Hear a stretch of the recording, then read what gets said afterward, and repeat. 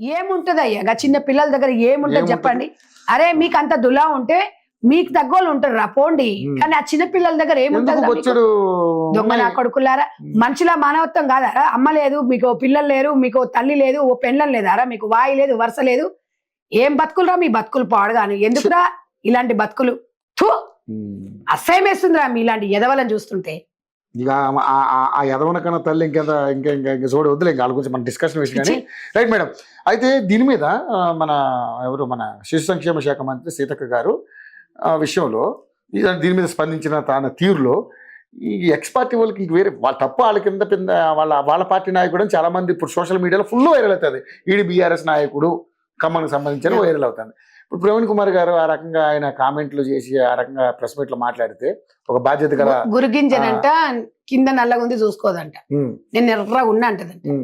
RS Praveen Kumar గారి వ్యాఖ్యలు ఎట్లున్నాయంటే ఆయన అసలు ఆ వ్యక్తి ఎవరు? బీఆర్ఎస్ నాయకుడు. అది మర్చిపోయిండు. సీతక్కని టార్గెట్ చేసిండు.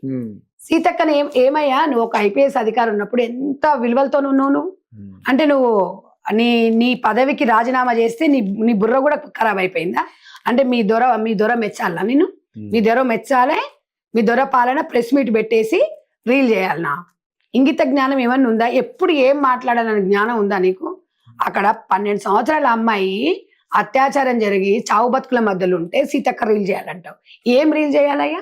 మీ ఆమెను అడుగు ఒకసారి, ఏం కాన్సెప్ట్ చేయాలి? మీ బిడ్డను అడగయ్యా, లేకపోతే మీ బీఆర్ఎస్ నాయకుని అడగయ్యా. ఏం మాట్లాడుతున్నావయ్యా? చదువుకున్న విద్యావంతివేనా నువ్వు?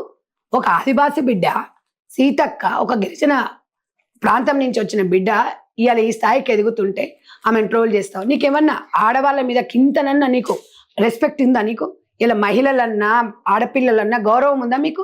మీరు చేయాల్సిందేంది? కళ్ళు దొబ్బినాయి అయ్యా నీకు? 70,000 రూపాయలు ఇచ్చి పరామర్శించి వచ్చింది.